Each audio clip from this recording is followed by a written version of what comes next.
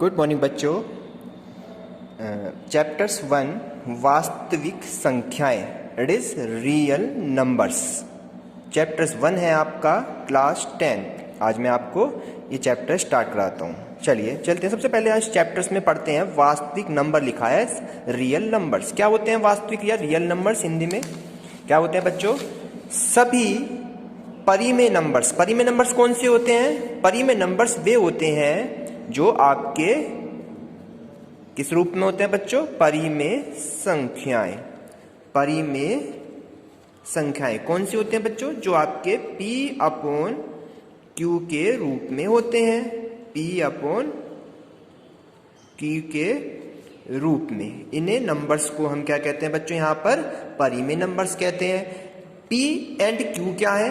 P and Q ये क्या है बच्चों? आपके P एंड Q मैंने आपको पढ़ाया था। P एंड Q आपके क्या है? ये धन पूर्णांक भी हो सकते हैं, ऋण पूर्णांक यानी कि इंटीजर्स नंबर है। P एंड Q क्या है? ये धन पूर्णांक या ऋण पूर्णांक कहलाते हैं। वेयर जहां Q आपका कभी भी 0 के बराबर नहीं होता है, ऐसे नंबर्स को क्या कहते हैं? P/Q कहते हैं, यानी परिमेय संख्याएं कहते हैं। और आपके रियल नंबर्स क्या होते हैं? कि वे नंबर जो परिमेय नंबर्स के रूप में भी और अपरिमेय नंबर्स के रूप में भी। अपरिमेय नंबर्स कौन से होते हैं बच्चों? यहाँ पर कि वे नंबर्स जो आपके अंडर रूट की फॉर्म में होते हैं, लेकिन ये पूर्ण वर्ग नहीं होने चाहिए। कैसे? सपोज कीजिए आपका √4 है, तो √4 में से आपका √4 का क्या आंसर होता है? 2, क्योंकि इसका पेयर बन जाता है। जब हम इसका 4 का एलसीएम्स लेते हैं, दैट इज 2 2 जा 4 और 2 1 जा 2, 2 तो 2 का पेयर बन जाता है और यहाँ से 2 आपका बाहर आ जाता है। दैट इज √4 को हम 2 लिख सकते हैं, लेकिन √2 है या √3 है या आपका √5 है, √7 है, that is are no square root, यानी कि ये आपका कोई स्क्वायर रूट के रूप में नहीं कर सकते इसे। तो ऐसे नंबर्स को हम क्या कहते हैं बच्चों? यहाँ पर अपरिमेय नंबर्स कहते हैं, यानी कि इरेशनल नंबर। परिमेय नंबर्स जो P/Q के रूप में, यानी जितने भी परिमेय नंबर्स होते हैं वे सभी एक प्राकृतिक नंबर भी जो होते हैं वे सभी आपके रियल नंबर, यानी कि इसमें वास्तविक नंबर भी आते हैं, परिमेय नंबर्स भी आते हैं। तो 1 2 3 4 जितने भी नंबर्स होते हैं ऐसे नंबर को हम परिमेय नंबर्स भी कहते हैं। और जो आपके अपोन में होते हैं 1/2, 1/3, 2/3, ऐसे नंबर्स भी हमारे परिमेय नंबर्स होते हैं। और जो रूट की फॉर्म में होते हैं केवल √4 को निकाल सकते हैं, ऐसी √9 का भी कितना हो जाता है? 3। लेकिन ऐसे नंबर्स को हम अपरिमेय नंबर नहीं कहते। ऐसे नंबर्स कैसे होते हैं बच्चों? यहाँ पर ये नंबर्स होंगे आपके परिमेय नंबर्स कहलाएंगे। क्लियर बच्चों? आपके मैंने क्या बताया कि जो रूट से बाहर आ जाते हैं ऐसे नंबर्स परिमेय नंबर्स होते हैं। जो आपके नेचुरल नंबर्स होते हैं वे भी आपके क्या होते हैं? परिमेय नंबर्स होते हैं। और जो बटा की फॉर्म में होते हैं यानी वे भी आपके परिमेय नंबर्स होते हैं। केवल जो अंडर रूट की फॉर्म में होते हैं उन्हें हम क्या कहते हैं? यहाँ पे अपरिमेय नंबर्स कहते हैं। तो इस चैप्टर्स में जो हम पढ़ रहे हैं वास्तविक संख्याएं, कि वे संख्याएं जो आपकी परिमेय और अपरिमेय दोनों ही रूप में सम्मिलित होती हैं, उन्हें हम वास्तविक संख्या यानी रियल नंबर्स कहते हैं। रियल नंबर्स को डिनोटेड बाय R। R मतलब 1/2 में, -5/13 एंड पॉइंट में एंड माइनस में, ये सभी नंबर हमारे वास्तविक नंबर्स कहलाते हैं। यानी सभी परिमेय नंबर्स और अपरिमेय संख्याओं का सम्मिलित समूह वास्तविक संख्याओं का समूह कहलाता है। दैट इज आपका रियल नंबर। मैंने आपको बता दिया। अब इस चैप्टर 10 में, यानी चैप्टर आपका 1 है, इसमें मैं आपको लेस यानी कि 2 चीज सिखाऊंगा। पहले हम पढ़ेंगे यहाँ पे HCF। HCF क्या कहते हैं बच्चों? यहाँ पे highest common factor. HCF highest common factor. Hindi में इसे कहते हैं महत्तम समापवर्तक। महत्तम समापवर्तक। ठीक है बच्चों? यहाँ पे इसे शॉर्ट फॉर्म में हम में से भी कहते हैं। क्या कहते हैं शॉर्ट फॉर्म में बच्चों? यहाँ पे में से भी कहते हैं। अब नेक्स्ट आता है सेकंड पॉइंट, LCM। LCM कहते हैं। LCM क्या होता है बच्चों? आपको यहाँ पे लीस्ट कॉमन मल्टीपल। ये था हाईएस्ट कॉमन फैक्टर, ये लीस्ट कॉमन मल्टीपल। इसे कहते हैं हम यहाँ पे लघुत्तम समापवर्तक। क्या कहते हैं बच्चों? यहाँ पे लघुत्तम समापवर्तक। ठीक है बच्चों। और इसको शॉर्ट फॉर्म में जैसे यहाँ मैं से कहते हैं, इसे शॉर्ट फॉर्म में क्या कहते हैं, यहाँ पे हम ले से कहते हैं। एग्जाम में एचसीएफ भी लिखा सकता है और मैं से भी लिखा जा सकता है, ऐसी एलसीएम भी और ले से, यानी कि इसको इस पे भी शॉर्ट फॉर्म में लिख सकता है। अब मैं इस चैप्टर्स में आपको ले से और मैं से ही आपको यहाँ पे सिखाऊंगा, लेकिन हम इस चैप्टर्स में एक वेरी इंपॉर्टेंट चीज पढ़ेंगे, वो पढ़ेंगे यूक्लिड थ्योरम। क्या पढ़ेंगे बच्चों यहाँ पे, हम आप यूक्लिड्स प्रमेय। अब यहाँ पे एक यूक्लिड प्रमेय, यूक्लिड कौन थे, इन्होंने ज्योमेट्री, जो आपकी ज्यामिति बुक्स होती है, उस ज्योमेट्री की इन्होंने ही रचना की थी यूक्लिड ने। यूक्लिड एक मैथमेटिशियन थे, गणितज्ञ थे, उन्होंने एक यूक्लिड प्रमेय बनाई थी, इनके नाम पर इनका नाम यूक्लिड प्रमेय डाल दिया था। अब यूक्लिड है क्या चीज, यूक्लिड प्रमेय है क्या, उन्होंने क्या कहा था, देखिए अगर 2 से हम किसी नंबर यानी 5 को डिवाइड करते हैं, 2 से जब हम 5 को डिवाइड करेंगे तो 2 2 जा 4 आता है, और यहाँ पे शेषफल कितना आता है, 1। क्लियर बच्चों, यहाँ पे ये आपका शेषफल होता है। क्या होता है बच्चों, यहाँ पे इसको शेषफल कहते हैं, रिमाइंडर्स कहते हैं इंग्लिश में, रिमाइंडर्स। ठीक है। अब आपको जिससे हमने यहाँ पे, इनको मैं लिख देता हूं, ये आपका क्या होता है, भाज्य, ये भाजक, सॉरी भागफल, और ये भाजक होता है, जिससे हमने इसे डिवाइड करा है वो भाजक होता है हिंदी में।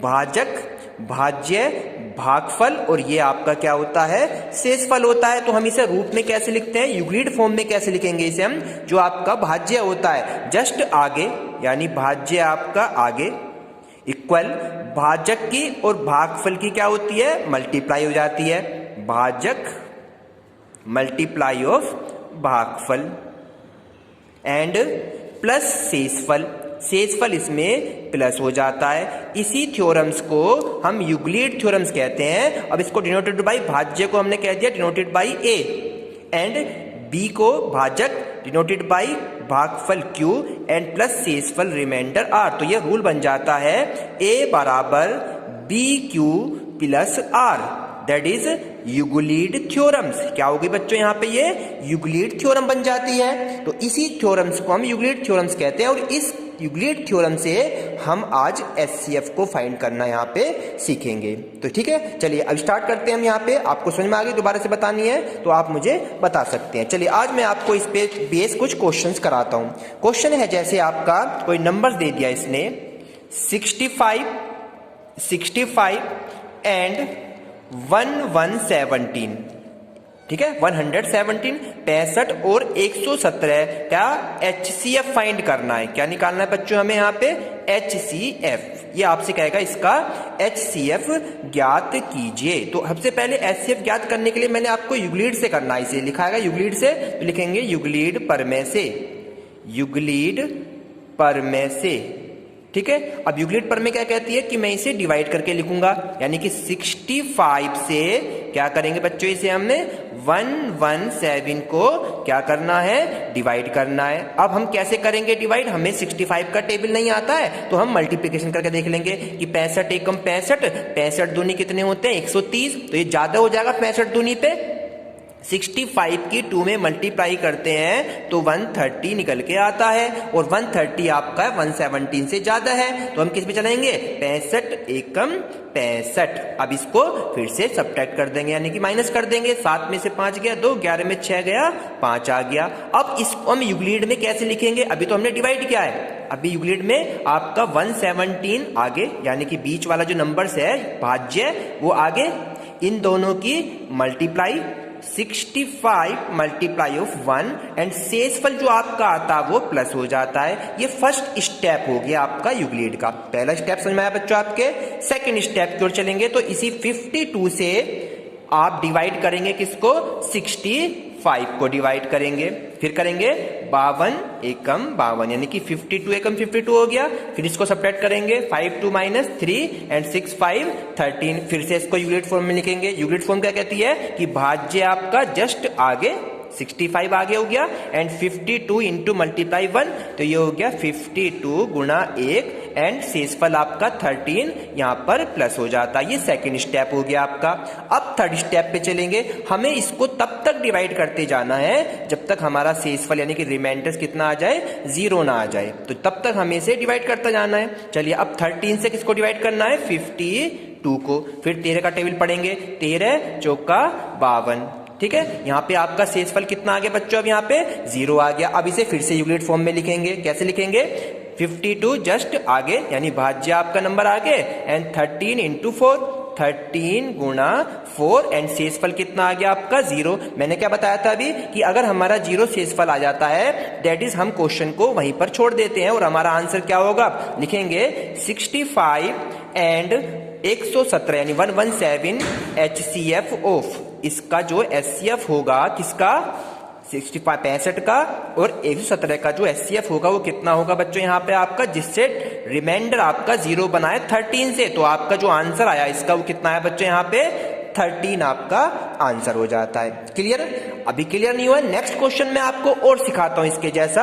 चलिए नेक्स्ट क्वेश्चन की तरफ चलते हैं। एक नंबर दिया हुआ है आपका, ये आपका डिवीजन मेथड कहलाता है और इसको हम यूक्लिड थ्योरम से कहते हैं। कौन सा मेथड कहलाता है बच्चों यहाँ पे आपका, ये यूक्लिड थ्योरम से कहलाता है, ठीक है। अब मैं आपको इसमें सेकंड क्वेश्चन चलते हैं। सेकंड क्वेश्चन है आपका, कोई डिजिट लेते हैं 1656 एंड 4025, ये दो नंबर्स हैं और कह रहा है इसे भी यूक्लिड विभाजन से इसको क्या करिए, सोल्व कीजिए। यूक्लिड विभाजन प्रमेय से इसका HCF यानी कि महत्तम समापवर्तक ज्ञात कीजिए। तो वही तरीका, छोटी डिजिट से बड़ी को डिवाइड कर देते हैं। यहां लिखेंगे 1656 और यहाँ डिवाइड का साइन ये लिखेंगे 4025, ठीक है बच्चों।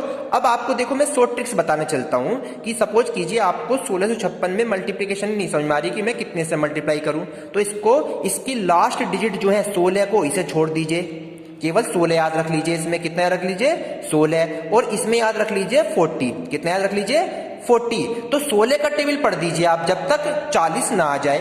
16 एकम 16, 16 दूनी 32, 16 तिया 48, 48 ज्यादा हो जाएंगे तो किस पे चलेगा ये 16 दूनी 32। तो 2 से मल्टीप्लिकेशन कर दो पूरे के अंदर। 2 से करेंगे तो 2 छिक्का 12 का 2 बचा 1, 2 छिक्का 12, समझ में, इसकी गुणा इसमें करनी है। 2 छिक्का 12 का 2 बचा 1, 2 पंजे 10 अरे 11 का 1 बचा 1, 16 दूनी 32 अरे 33, ये हो गया आपका 33 3312। फिर इसको हम क्या कर देंगे, माइनस कर देंगे। 5 में 2 गया 3, 2 में से 1 गया 1, यहाँ पे क्या हो गया 10, 10 में से 3 गया 7, अब केवल 713 बचा। अब इसे यूक्लिड फॉर्म में कैसे लिखेंगे बच्चों, मैंने बताया था बीच वाला जस्ट आगे, यानी कि 4025 को तो आगे लिखा, इन दोनों की मल्टीप्लिकेशन कर दी हमने 1656 गुणा 2, एंड शेषफल कितना लिख दिया हमने 713। और कब तक करना है इसको, जब तक शेषफल क्या ना आ जाए बच्चों हमारा 0 ना आ जाए। चलिए अब फिर से मैं इसको डिवाइड किसे करूंगा, अब की बार 1656 को डिवाइड करूंगा। क्लियर बच्चों आपके, चलिए फिर से टेबल वही चल गया। अब देखो ये 713 तो 7 याद रखो, इसका 16, 7 दूनी 14, 7 के 21, तो ये ज्यादा हो गया तो 2 पे चलेगा। फिर से ये किस पे चलेगा 2 पे, तो 2 पे मल्टीप्लाई करेंगे, 2 तिया 6 और 2 एकम 2 और 2 सत्ते 14। फिर से इसको माइनस कर दीजिए, 6 में 6 गया 0, 5 में 2 गया 3, क्लियर बच्चों यहाँ पे, और यहाँ 6 में 4 गया 2, 230 आ गया। फिर से इसको यूनिट फॉर्म में लिखेंगे 1656 आगे, ये रहा आपका, ठीक, एंड 713 की मल्टीप्लाई 2 में करेंगे, 713 मल्टीप्लाई ऑफ 2, एंड शेषफल कितना आया बच्चों यहाँ पे आपका 230 निकल के आया।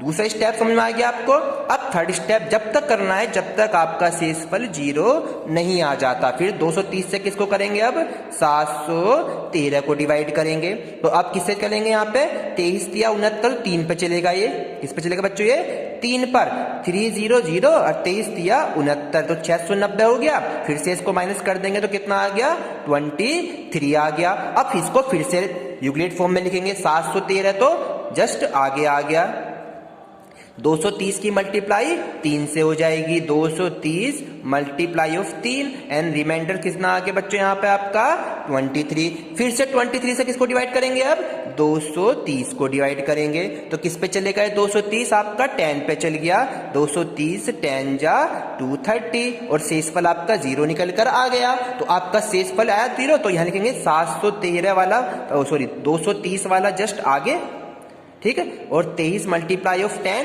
यानी 23 गुणा 10 एंड रिमाइंडर आपका कितना आ गया 0। मैंने बताया था जब आपका शेषफल 0 आ जाता है तो वहीं पर आपका आंसर आ जाता है। और हम लिखेंगे HCF ऑफ 1656 एंड 4025 का HCF कितना निकल का आया, जिसपे हमारा शेषफल 0 आया यानी कि 23। ये हमारा क्या हो गया बच्चों, आंसर हो जाता है। अब इसी टाइप्स के कुछ इसमें क्वेश्चंस दिए हुए हैं बुक्स में आपकी एक्सरसाइज 1.1 में, तो उन क्वेश्चनों को आप अपने आप करके देखेंगे। नेक्स्ट एक्सरसाइज में आपको बच्चों कल कराऊंगा, ठीक है बच्चों। इसी में मैं एक आपको LCM, इसका मैं आपको एक LCM और करा देता हूं। HCF तो ये हो गया, चलिए इसके आगे मैं आपको कल कराऊंगा, ठीक है बच्चों। Thank you.